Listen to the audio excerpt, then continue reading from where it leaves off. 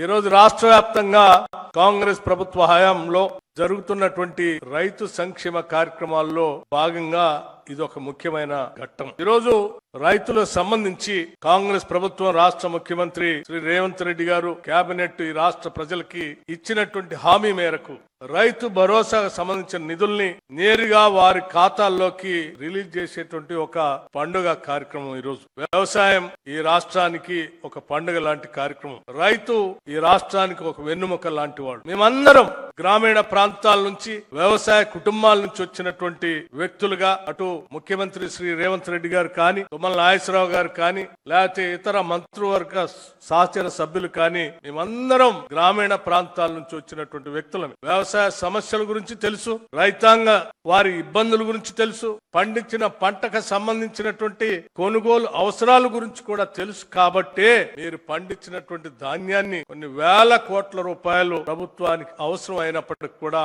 వాటిని వెచ్చించి మీ అందరి దగ్గర నుంచి పండించిన పంటని కొనుగోలు చేయటం జరిగింది.